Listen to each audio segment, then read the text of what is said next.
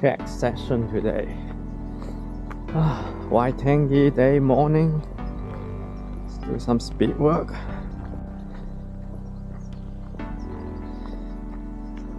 Weather's getting a little bit cooler than last month. Today, do a couple of 800 meters in the fold. Let's look at my shoes. It's very hard to get those shoes nowadays. Everybody wearing a super cushion shoes. Or otherwise a spike. This is not really a spike. If you look, they don't have those needles. But they're light. I love it. There's people training here. I also put my bag aside.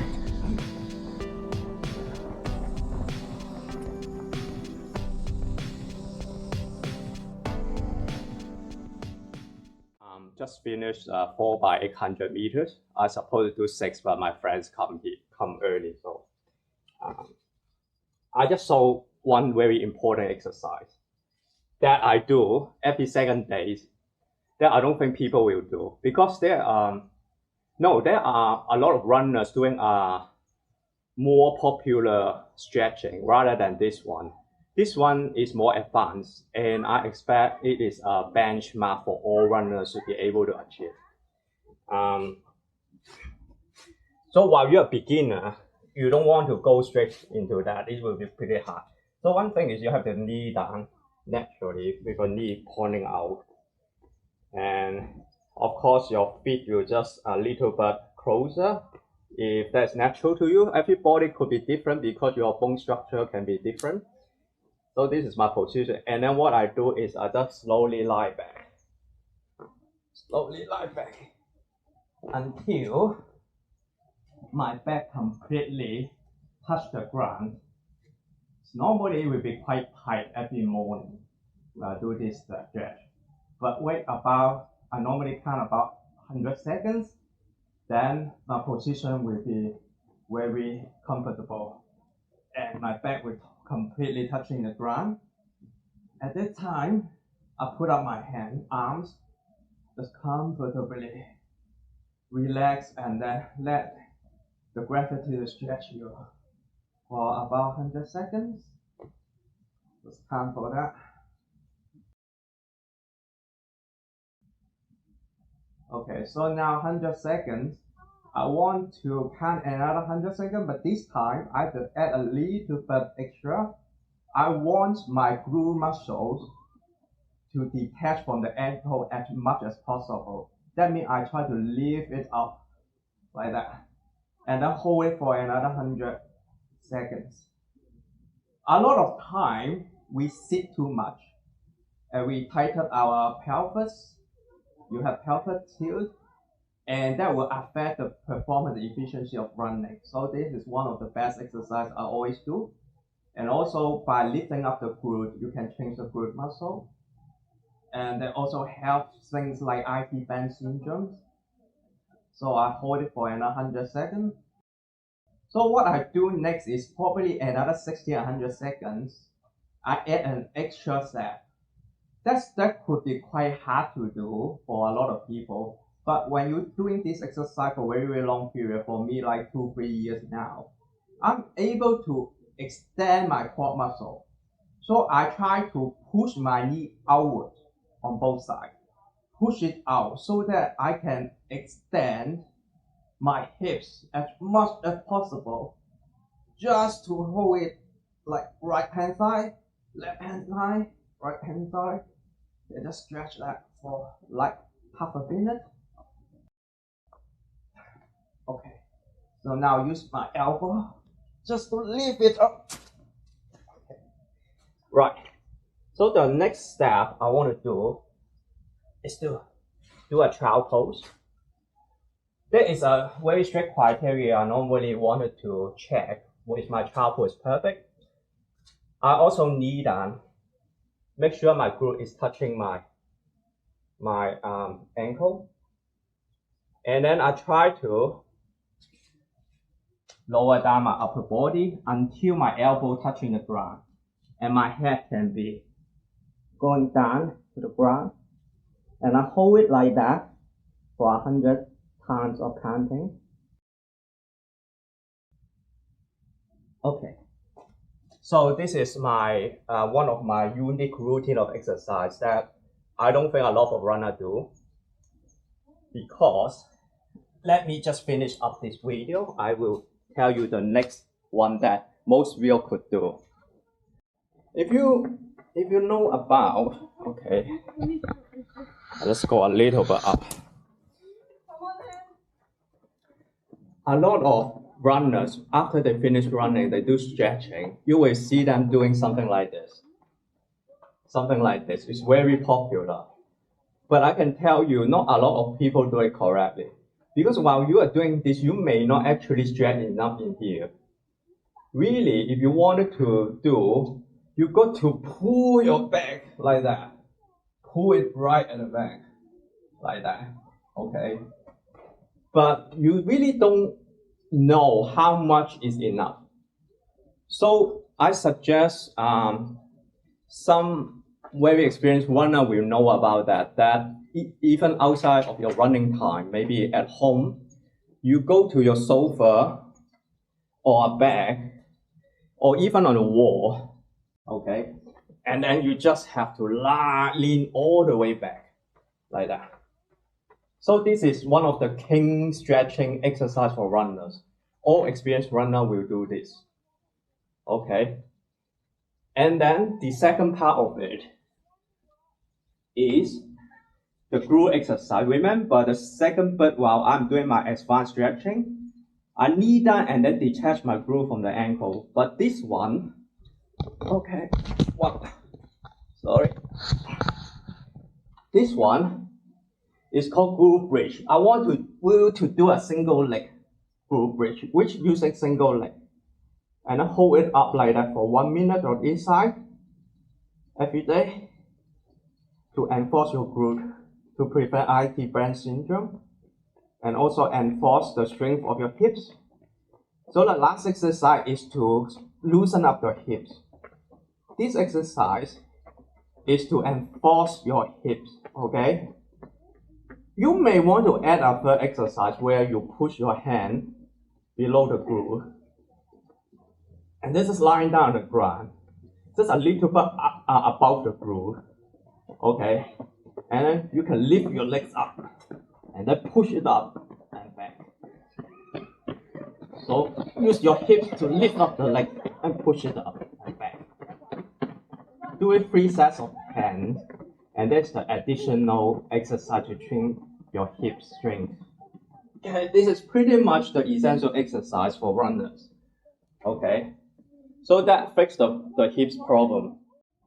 Now, there are a couple of exercises also equally important, I think, in long term.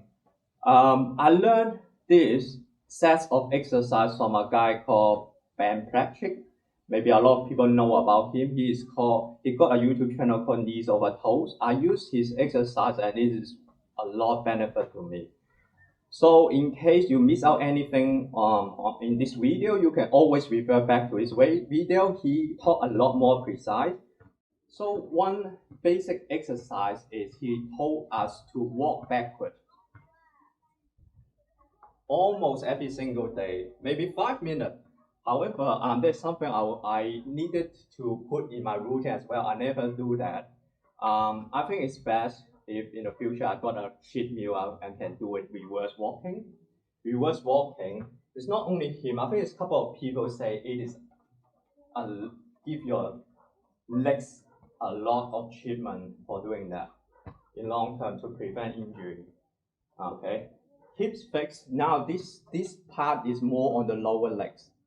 The most common problem for runners for overwork injury, one is IT band syndrome. IT band syndrome is to do with the weak glute. So the previous exercise, I show you how to enforce the glute. The second part that most people will face is the Achilles tendons, that means the length of your Achilles is shortening. So you want to lengthening it and then enforce the strength onto it. And another very common problem is shin splint. So they does damage the muscle here while running a lot. So these three are the most common problems for runners. So by treating a lower legs exercise, you will able to get the correct range of motions and strengthen all the muscles that is required for running. So after you are doing the backward walking for a while, the next thing Ben suggests is to get close to the wall. Use your glute to hold onto the wall. Your foot should be a little bit forward. And then your hips should be bent forward, but don't bend your back. Try to put your back straight, just bend your hips. And then try to raise your foot. Do it 25 times slowly. Just feel the tension, but doesn't need to be tension as an extent that it is pain. So his idea is to give us some exercise that is able to start with, but not induce pain. So just raise the leg feet for 25 times. This type of exercise, I think, is exceptionally important while you are getting old. And in the old day, I don't think I needed this type of exercise. But when you're getting older, you find your legs muscle strength is loosening so quickly, and some of your muscle in your legs is just shortening so quickly. Almost half of my mornings when I woke up, I can literally feel it. So I definitely need to stress this. Every second days at least. Yeah. After you do it a while, this is what Ben suggests 25 times, but I suggest everyone should do until tired and having a burn sensation before you stop. You will feel the burning sensation come from your shin. So this exercise is more like to enforce your shin muscle lengthening and strengthening at the same time. After you're doing that, the second exercise you want to do is a calf raise, isn't it? That is a very popular exercise, okay? A lot of runners I know they suggest to do it with weight in the gym. Weight is as heavy as 3 times your body weight. I haven't had a chance doing that heavy, but I think currently it's enough for me to just do the body weight, but with single leg. If you are beginner, you want to use both legs to raise it. So 25 times. 1, 2, 3. That will cheat your Achilles tendons. If you can't do 25, begin with using both legs, okay? When 25 is not enough for you, I think that will be the best time you have to add weight onto it. So that's what Ben actually mentioned. So for the previous exercise, where this one coming up, if it's too easy for you, he actually suggests to use some equipment to mount a plate or a dumbbell on your foot so that you can just sit onto it and doing like that. So you can put a lot of weight onto it. Third exercise, Ben suggests to find a staircase. So there are steps. But here, I just demonstrate using a slightly difficult, but I think you get what it is. You just have to stand with one leg and then try to bend your leg down and then going back up. With doing on a step, that's easier. So you don't have to lie your back down so much, so your angle didn't need to be like very sharp with a stair, so it's easier to start with.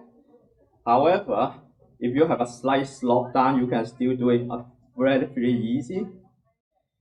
If you are strong enough, you can do a pistol squat like that. I normally do 10 times, half pistol squat. I have not yet able to squat all the way down, but I'm able to do half pistol squat.